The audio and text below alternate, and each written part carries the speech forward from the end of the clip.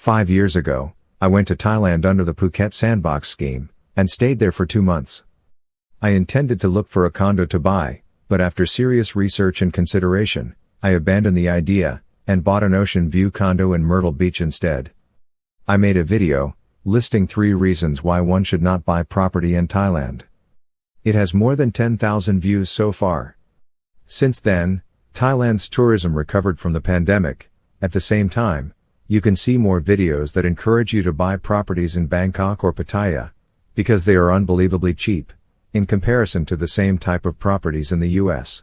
For instance, this girl wants you to buy this new apartment in Pattaya for less than $162,000, which has ocean view in the distance. Another lady push a new Bangkok condo, for $104,000.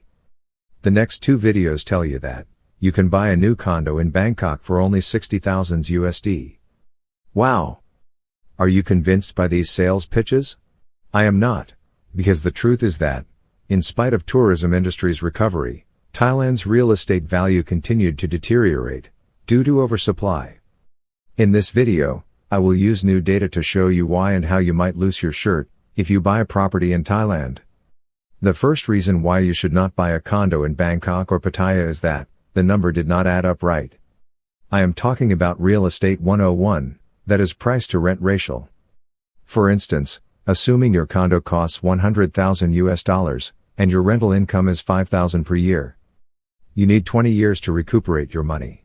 This chart compares Bangkok's price to rent ratio with other major cities, such as New York, Toronto, Tokyo, Singapore.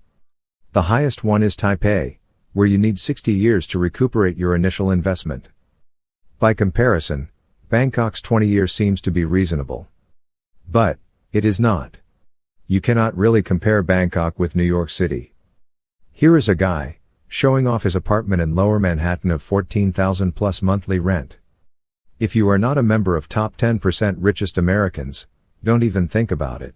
On the other hand, if you use your $100,000 to buy CD, that is certificate of deposit, the easiest way of investment, you can get 5 to 9% of annual return, which is $5,000 to $9,000 per year. That is enough to cover the rent in Bangkok, which is about $400 to $500 per month. And, you don't have to worry about all those fees associated with purchasing a condo or property tax for foreigners. Here is an American expat in Bangkok, showing off his condo in the city center. The location and quality of the building are very good indeed, yet, his monthly rent is only $400. That was 2 years ago. Since then, you can find nice condos for cheaper monthly rent, anywhere from $300, $250, even $177. This phenomenon of drop rental rate leads to the second reason, why you should not buy property in Thailand, that is the future of your investment. Currently, Bangkok's apartment occupancy rate is around 30%, that is, all those nice buildings, 70% are empty.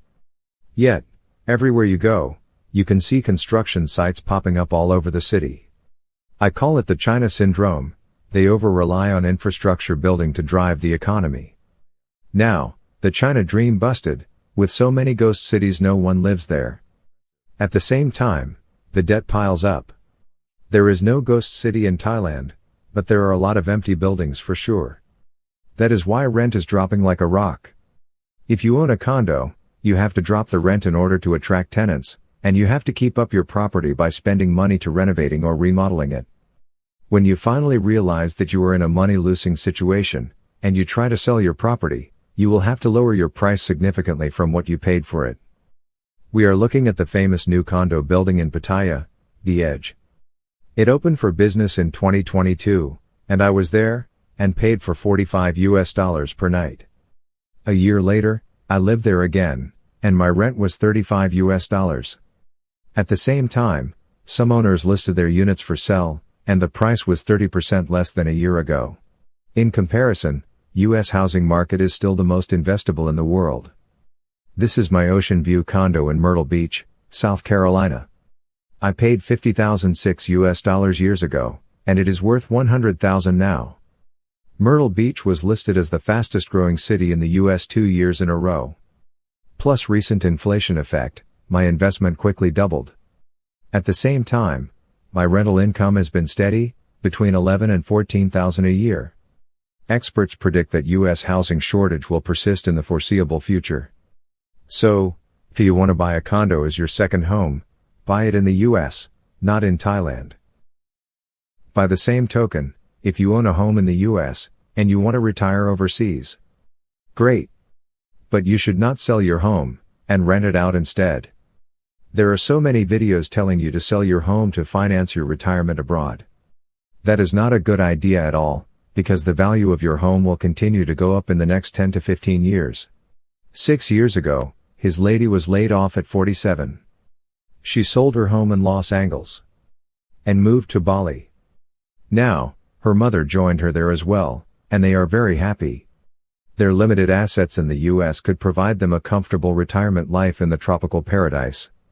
She realized that her was forced to retire 6 years ago was in fact a blessing in disguise. But, she does have a regret. Listen carefully. One of the things that I would do differently is I would have sold my house. I probably would have borrowed some equity and invested it, because my house now is worth a lot more. So, please remember this, and not to sell your U.S. home to retire overseas. The third reason why you should not buy property in Thailand is the legal limits. Foreigners are not allowed to own land, period. You cannot own a free-standing house without involving a Thai company, who would have 51% of the ownership. In a condo building, foreigners could own no more than 49% of the units. Besides, Thai residents would have the privilege and price preference, and they typically pay 20% less than you would. Here is what Tim Norton, a foreign expat in Thailand, has to say about this subject. Ways that you can own property in Thailand, but you can't, as a foreigner, fully own a property. So Thailand is a very difficult country to really own property. Yeah. Like 100% in your legal entity. Well, I hope you get the picture now. In closing, let me tell you a story of a very smart friend of mine, who has been living in Pattaya for 3 years. He retired early, not quite 60 yet. And he is not rich. But, he bought a 2-bed, 2-bath condo in Arlington, Virginia 10 years ago for $170,000. Here is his building. It is worth of $320,000. He rented it out 3 years ago for $2,000 per month. Now, the rent has gone up to $2,200. At the same time, his rented condo in Pattaya went down from $1,100 to $900. His condo is centrally located on 2nd Road, just cross the street from Soi 6 and the big marketplace with a huge airplane. I have been in the same building 3 times in last 2 years, and I love the location and amenities, rooftop infinity pool, and all. The room is clean, well equipped, and functional. I have already booked another week there in the end of the month. In addition to his rental income, he has a 401k account of 400,000 USD. He showed me that in last 3 years, he took out $15,000 per year, about $1,200 a month. And yet, his account total remained the same, between 400 and 430,000 USD. So, it's more than enough to live in Pattaya comfortably. In a few years, when he reached 63 age, he will have at least $1,400 Social Security. And, he thinks his U.S. home value will continue to grow. I cannot agree with his more. Thanks for watching, and be smart just like my friend.